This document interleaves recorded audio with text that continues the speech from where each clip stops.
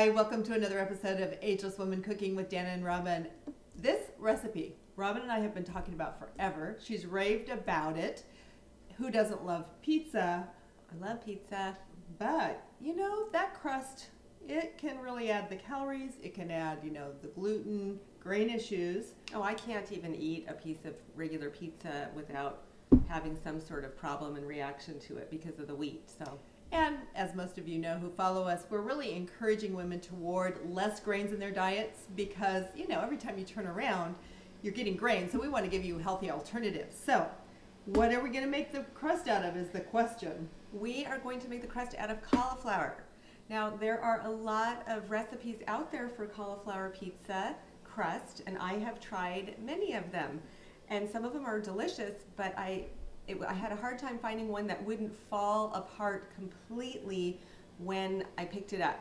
So I would make it and I ended up having to eat it with a fork. This recipe I've actually been able to pick up and hold it. I mean, you can't hold it on the end. There is no, what do they call that? The pizza bone, we call that. The pizza but bone. You can hold it under your hand. Okay, Robin, show us how to make the pizza crust.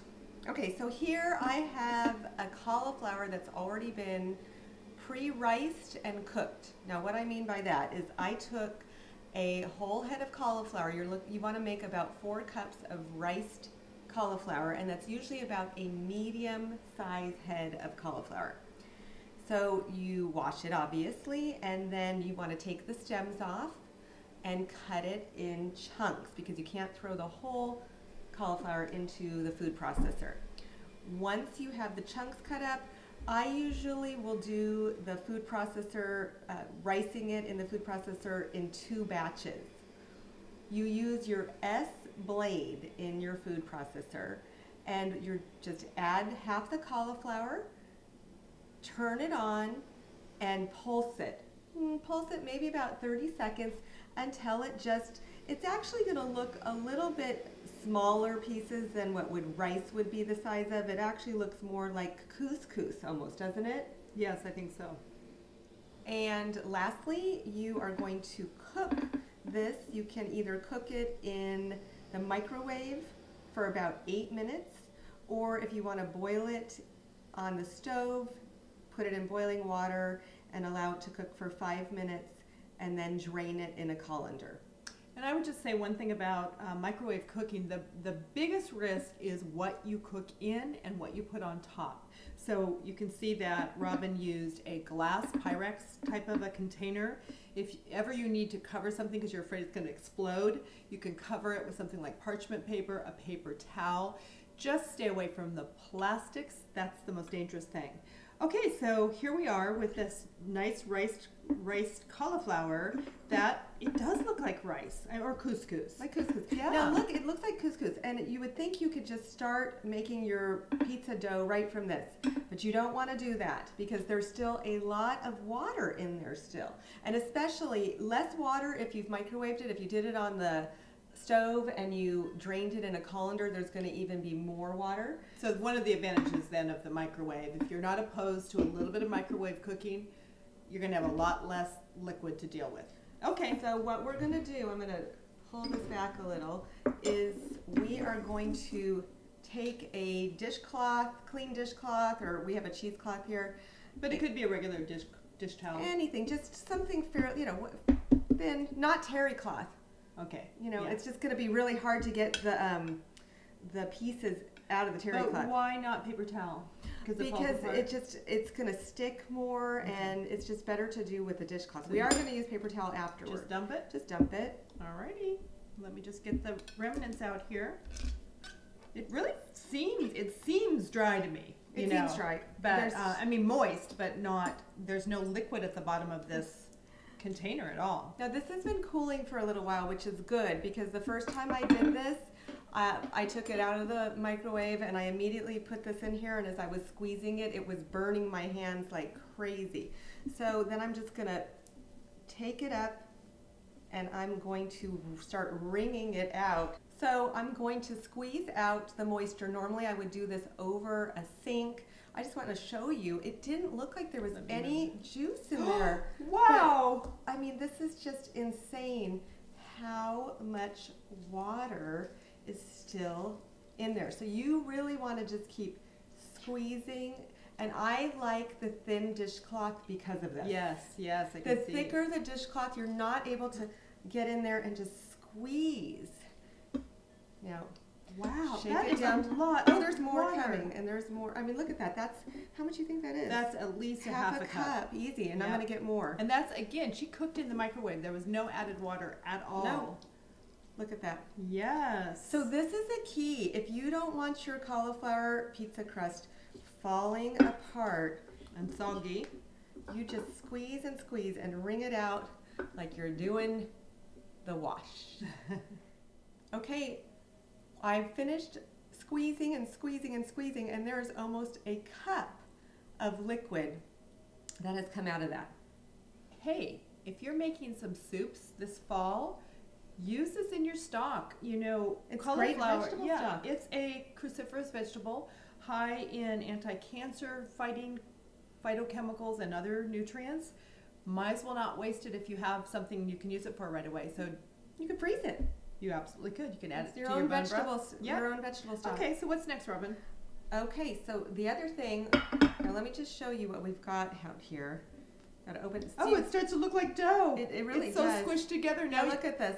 now it starts to make sense. I think it's pretty dried out, but I'm just going to take a paper towel, pat it down, and see if I can pull up just a little more liquid from it. And it is, look, Yep. it's still taking up liquid. I mean, Well, and it's not going to dry completely. you could see so- why you wouldn't want a terry cloth towel for this. Yes, yes. You But wanna- that comes off a nice little, Yeah. you know, tea towel, cheesecloth perfectly. Okay, so I am just taking these chunks of cauliflower and putting them into a bowl. We've got all the liquid for the most part out. It mostly is all squished together in big chunks, so it's not like you. Big chunks. I don't Yeah. want to waste any, so I'm going to. Yeah. It's really shrunk. It Incredible. has. This is a whole head of cauliflower. It's crazy. Goes to show how much liquid we're getting in our veggies. Okay, so now we're going to make our crust. We're going to add, because we want it to bind, 1 egg that's been beaten. All right, and next we're adding 1/3 of a cup of ricotta cheese. You could use goat cheese as well, a soft goat cheese. And then next we're just going to add some herbs to it. This is literally just a teaspoon of dried Italian seasoning. So it's got thyme and oregano, and then it's got a couple pinches of sea salt. So we're going to spread that around, mix that through. Make it pizza. We'll make a pizza. Okay, so I am actually grabbing all of this and I'm going to spread it out on the parchment paper. To me, it's a little easier if you just kind of start it in a little bit of a ball, because it's just easier to mash into a shape that you want. Grab those little pieces. And parchment paper is so great because nothing sticks. It just all comes off. So just start pressing it out to the shape that you want, and you want it to be about 1/3 of an inch thick. You could try rolling, but I think it's just easy to use your hands. It's pretty moist. I mean, it's pretty amazing how much liquid we took out of that, and yet how moist it actually still is. So you want it thin enough that you get a little bit of crispiness, but Yes. not so thin that it will just break apart. Exactly. Okay. This is so cute. Oh, you think that's about 1/3 of an It's a pizza ready to go in the oven? So tell us the cooking instructions. Okay, we have an oven that's been preheated to 400 degrees, and we're just going to pop it in with nothing else on it for about 35 to 40 minutes until you just see a little bit of golden edges. We're back. Ooh, look at this. That's our pizza crust. It's nice and golden brown. Really We haven't, don't pick it up No, I yet. just We're going to wanna- bake it another 10 minutes in the oven. So you want to leave it on the parchment paper. And now comes the fun part, which is the toppings. And you can do whatever you want. I do want to recommend you don't load it up too heavy, because remember, this is not your supersized, thick crust, deep dish pizza. Right. So what we're going to start with, we're going to do a half and half. And so Deanna's going Oh, I have to to get my muscles going. There we go. Well, why don't you tell us what that is? This is great little organic tomato basil. It's by, the company's called Organics. And listen to these ingredients, you guys. Organic diced tomatoes, water, organic tomato paste, organic extra virgin olive oil. That's the only oil in here. Organic basil, sea salt, organic dehydrated onions, a little bit of vinegar, organic garlic powder, organic spices. Organic. That's about all you want And then on the whole thing. probably. And I think I'm going to just knock off this little, it has fresh, like, little chunks of tomato in it. We just want a real thin layer because you don't want too much moisture. And on the other side, I'm going to just baste this with a little bit. This is avocado oil. You know how you would typically think olive oil and Italian cooking, but again, we're going to put this back in the oven at a high temperature. Olive oil does not remain stable. It corrupts at a high temperature. So we're just putting a little avocado oil. So we've got a couple different cheeses here. This is one is a raw cheese from Paris. Oh, Paris. But we got it at Costco. And I think I have it here. Yes, it's a Kirkland. It's, how do you say that? Revoir Jacqueline. I don't speak French at all. That was totally. But it's a grass-fed, pasture-raised raw cheese. So we're just going to spread it all over and do a little bit of a quattro fromage. No. Yes. Quattro formaggio, which is 4 cheeses. Actually, I think we have like 6 cheeses. Okay. Se formaggio. Kalmata olives. So we're going to throw a few olives on there. Okay. We have some sun-dried tomatoes in. And last, and you could put anything you want. You could put fresh veggies like fresh mushrooms and fresh red bell pepper. I love jalapeno on pizza. Probably not on this combination. Right.